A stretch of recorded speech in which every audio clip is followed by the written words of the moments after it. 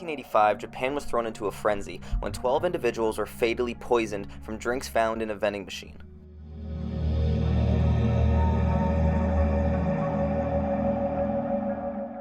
On April 30th, 1985, a 45-year-old male buys a drink from a vending machine in the city. On top of the machine, he sees a bottle of Oronamin C, which he later consumes.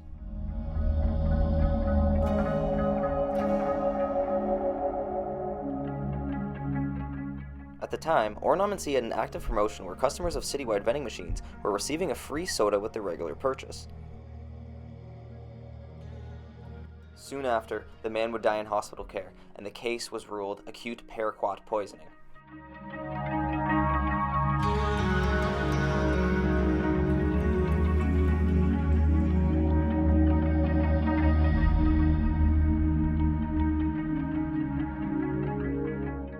Paraquat was introduced in Japan in 1962 and the USA in 1966. After nearly decades of use, paraquat was slowly linked to acute poisoning and death. During June 1985, the Tampa Tribune claimed that 70 people had died from acute paraquat poisoning in the USA alone since the introduction of the chemical. Meanwhile, in Japan, by 1985 there was no active restrictions on the sale of paraquat. With a heavy agrarian population, it was common for the compound to be found across the country. The Japanese Health and Welfare Ministry estimates that 1,402 citizens committed suicide in 1984 using paraquat. As it were, Japan happened to be in a state of high alert when it came to food and drink tampering due to a string of poisoning incidents that occurred over the span of 1982 to 1985.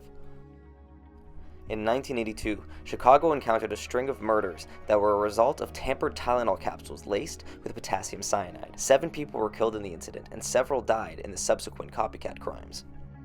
Another high-profile case gripped Japan in 1984 when 4 major candy manufacturers found themselves in a criminal plot masterminded by a man dubbed the Monster with 21 Faces. One of the targeted companies was Glico, the manufacturer of Pocky, who lost $20 million in revenue and let go 450 workers as a result.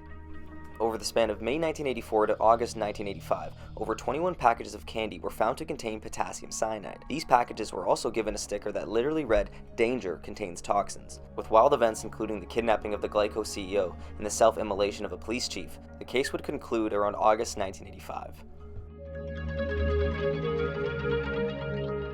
That same summer in 1985, Japan had another scare with Austrian imported wine that was tainted with antifreeze.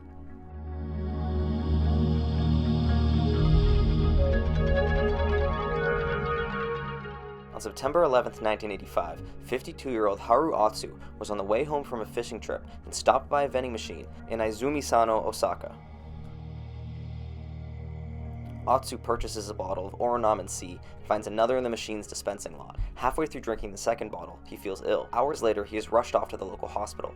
The following night, he stops breathing. The following day, approximately 180 kilometers away from the second location, a 22-year-old university student purchases a bottle of real gold from a vending machine in Matsusaka. Waiting in the dispensing slot is another bottle of real gold. Japan maintains a massive inventory of vending machines across the country, with an estimated 5.1 million in circulation during 1985. This balances out to a ratio of 1 machine for every 23 people. It was also common practice for consumers to pay it forward and leave any surplus drinks from the machine in the dispensing slot for the next person. After being rushed to the hospital, this man would be the 3rd victim to perish from poisoned soda on September 14, 1985. Unique to the other instances, this was a case of Diquat poisoning, and the drink of choice was a vitamin energy drink produced by Coca-Cola, Real Gold. Diquat is a nearly identical herbicide to paraquat that affects the body internally in the same way. Over the span of 2 weeks in September, 5 individuals died from poisoned soda. This would bring the death toll to 6, and the story started to make headlines worldwide. Out of the 5 cases in September, there was 3 unique combinations of soda and poison used: Oronamin C and paraquat, Real Gold and paraquat, Real Gold and Diquat. When looking at the distances between the 2nd and 5th incident, there are a few notable points that stand out. Over the span of 9 days, 4 victims are poisoned across a total traveling distance of 1,431 kilometers. After a brief hiatus, the attacks would resume on October 5, 1985. October's attacks would appear more systematic than one's previous, each spaced out roughly a week's time and using the same soda and poison combination.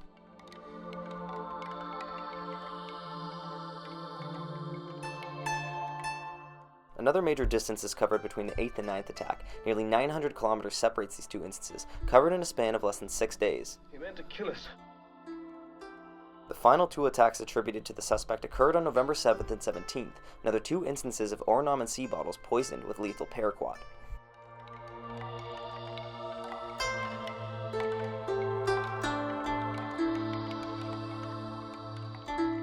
Whether by purpose or coincidence, the last victim of the soda poisonings would be the only female to fall victim.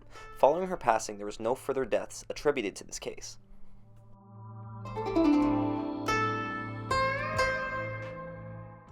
Despite that, several copycat crimes followed the incidents, by some reports up to 23 non-lethal intoxications. The incidents included coffee, milk, and soda poisonings.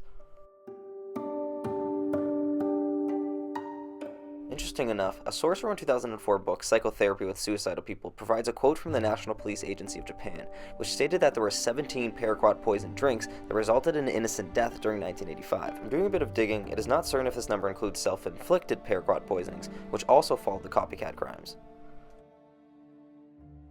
When looking at all of the confirmed locations, 2 small clusters stand out that group together attacks in the Osaka area and the Tokyo area, with the remaining instances spread wide across Japan. The distance covered in such short time periods would indicate that the perpetrator had a job that provided said ability. This would lend to the theory that the suspect was a cargo truck driver or a long-distance courier. It is also possible that there were multiple perpetrators, which would explain the difference in cola and poison choice between a few of the attacks. The first suspect in the public's mind was the monster with 21 faces, given the similar elements of food tampering and poison. However, it is my opinion that this is unlikely, given the difference in approach and motive. The monster with 21 faces clearly labeled their packages, and no individuals were lethally harmed, even the kidnapped CEO. They also directly indicated in an August 1985 letter to the police that they were done with extortion efforts to food-making companies, and there are many fools who want to copy us. The motive behind the poisonings will remain a mystery, although it could be speculated that the attacks were more targeted than initially thought. The choice of poisoning Oronamin C in real gold could have been an attempted strike back at the soda manufacturers who are actively marketing their drinks of questionable benefit as health drinks. Oronamin C is produced by Osaka Chemical Holdings but distributed by Osaka Pharmaceutical Company, while real gold is a regional Coca-Cola product.